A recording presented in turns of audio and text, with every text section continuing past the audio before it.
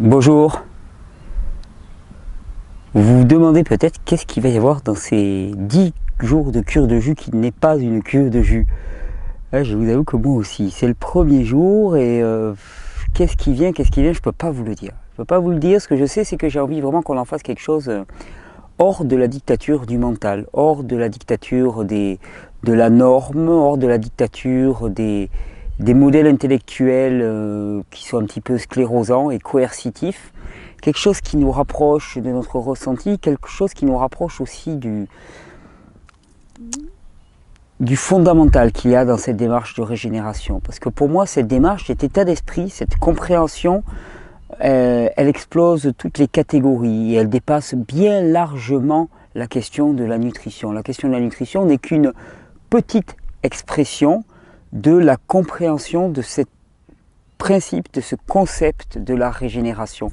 Et pour moi, cette idée-là, ce que j'ai touché, ce que j'essaye de vous faire toucher chaque jour au travers de ces vidéos, c'est vraiment l'essence pure de cette idée qu'il y a deux façons d'évoluer, il y a deux rapports à la vie, il y a deux rapports à l'environnement, il y a deux rapports à l'autre, il y a deux rapports au corps.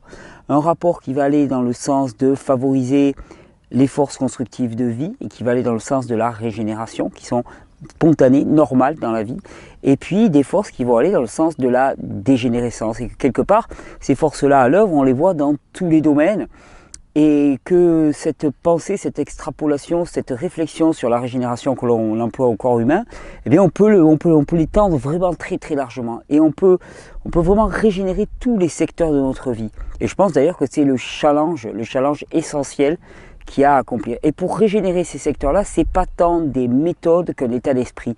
Je crois bien même que les méthodes sont à l'inverse du processus de régénération. C'est-à-dire que les méthodes sont quelque chose de carré, de figé, de borné, alors que la régénération, c'est tout autre. C'est l'adaptabilité, c'est la sensation, c'est le ressenti, c'est la finesse de l'analyse, mais qui est en perpétuelle évolution. Et donc, il m'a semblé important, durant ces 10 jours, d'apprendre à développer notre ressenti, de nous inciter à développer notre ressenti, de nous inciter à cultiver la joie. Alors, je ne sais pas si ces 10 jours vont correspondre à ce programme-là, mais ça me paraît essentiel.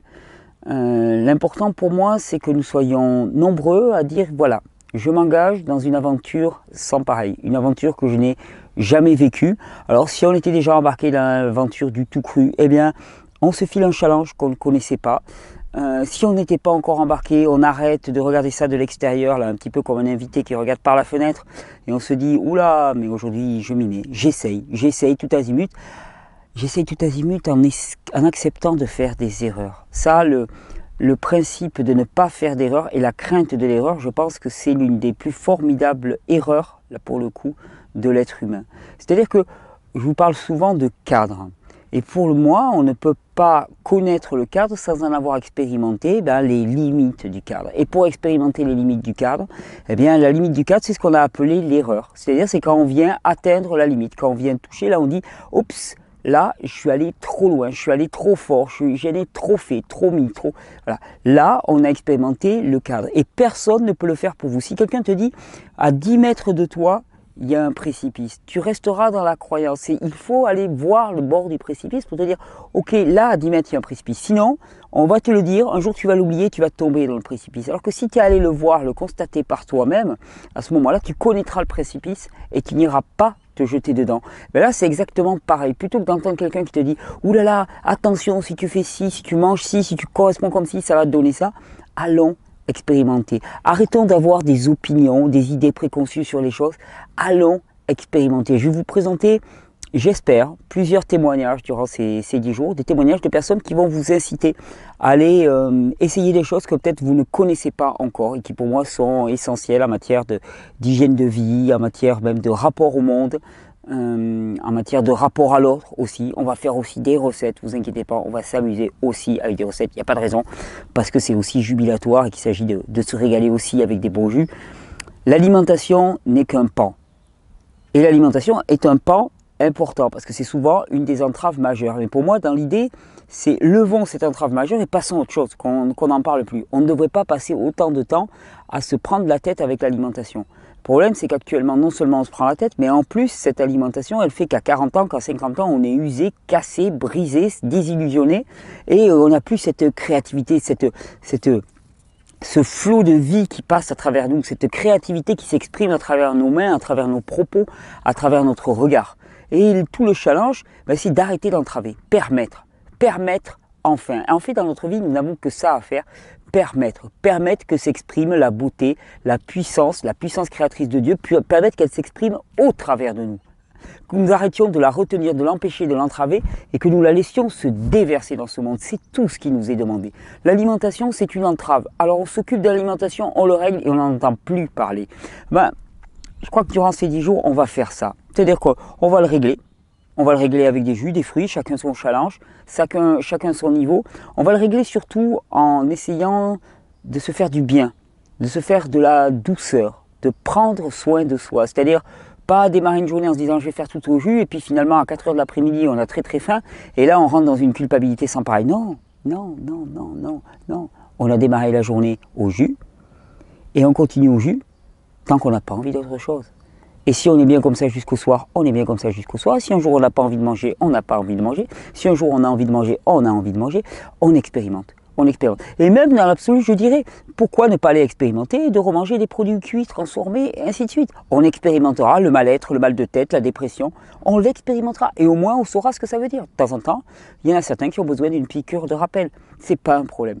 Aucune expérience n'est un échec, à moins qu'on n'en tire aucune conclusion. Mais si on en tire des conclusions, ok, j'ai fait ça, je vois ce que c'est, je ne le veux pas, je prends une décision consciente, en toute responsabilité. C'est un chemin vers la responsabilité, vers la responsabilisation individuelle et collective, je crois. Arrêter de démissionner auprès des autres, arrêter de croire que c'est la mauvaise chance, le malheur, que c'est une sorte d'arbitraire qui nous tombe dessus. Si notre vie, c'est une vie médiocre, si notre vie, c'est une vie de souffrance, de labeur, de fatigue, nous en sommes en grande partie responsables, par nos choix, oui, pas coupables, mais responsables, oui, par nos choix. Et maintenant, il nous est donné, par notre libre arbitre, de faire d'autres choix et de renverser complètement la donne, de renverser la donne pour nous-mêmes, de renverser la donne pour notre entourage, de renverser la donne pour le monde alentour, et pour finalement manifester quelque chose qui est déjà présent en germe en chacun de nous, qui est présent en germe tout autour de nous. C'est une fabuleuse abondance, une paix absolue, une abondance, une générosité absolue. Tout ça, ça attend. Ça attend qu'on arrête de l'empêcher, ça attend qu'on le permette. Il suffit souvent de s'arrêter, de faire, et on le permet. Alors des fois, on voit que cet état de retour vers un état d'abondance, d'équilibre, d'homéostasie, des fois les systèmes, les êtres humains s'en sont tellement écartés que c'est plus possible, qu'il faut un petit coup de kick, qu'il faut une petite aide. Et ça aussi on va le voir, on va faire tout un sujet sur la dépression, la fatigue chronique, on va en parler. Ouais, on va en parler durant ces 10 jours, on va en parler sans langue de bois, sans dogme, sans modèle un petit peu fixiste de tu dois faire ça et tu iras mieux, parce que tout ça, ça fonctionne sur la peur. Et on va essayer vraiment de sortir du fonctionnement de la peur. La peur, pour moi, la peur c'est l'ignorance.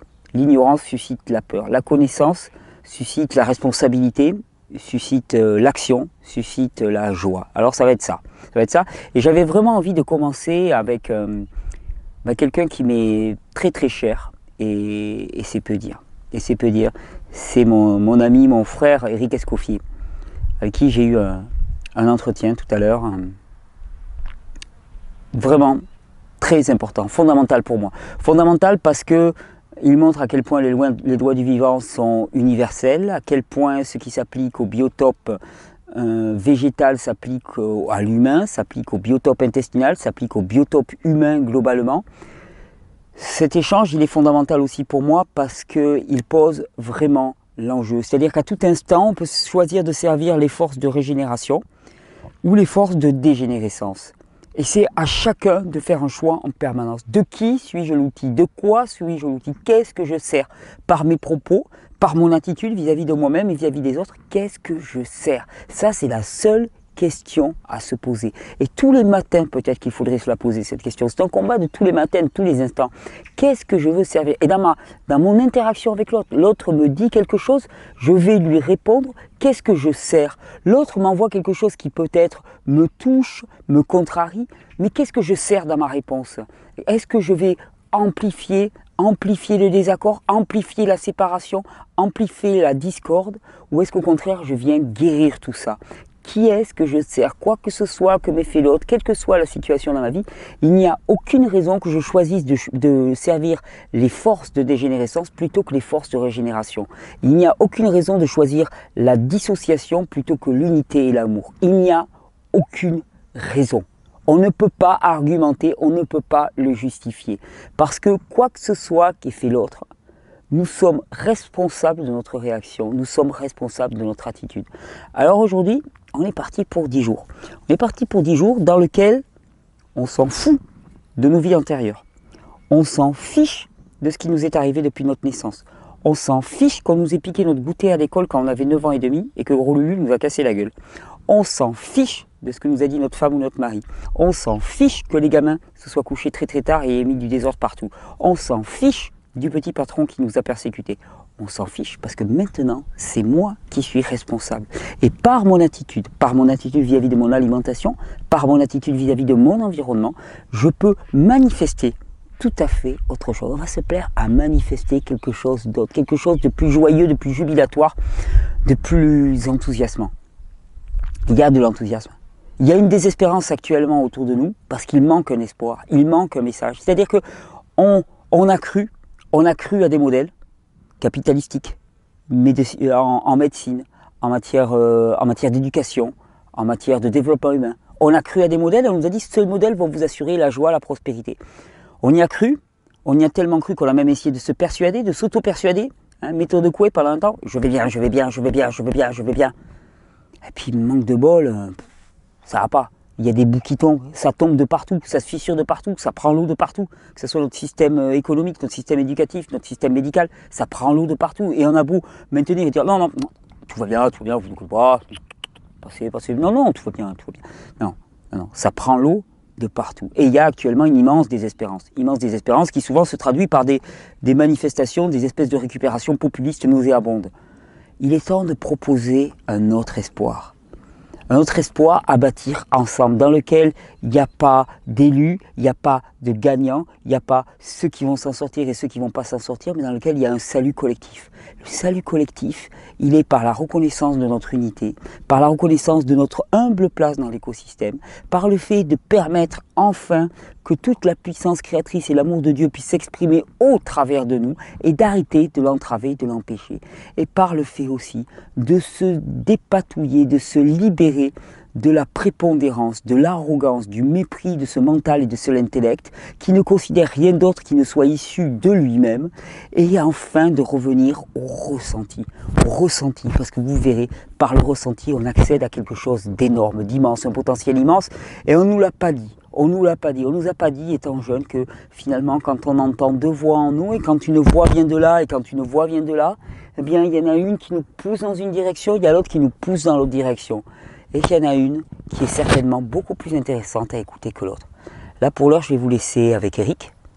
Bel entretien avec Eric, qui va vraiment au fond du fond des choses, à la cause des causes. Il ne va pas nous parler de recettes de jus, parce qu'à la limite, on s'en fiche des jus, c'est juste le moyen. Là, on va parler du but, le but ultime, recréer des écosystèmes généreux, abondants, efficaces, équitables, recréer des êtres humains qui vivent dans cette abondance, dans cette joie, dans cet espoir permanent. Et je vous souhaite 10, 11, je ne sais pas, on va en faire quelques-uns quand même de journées. En tout cas, on va passer un petit bout de temps ensemble.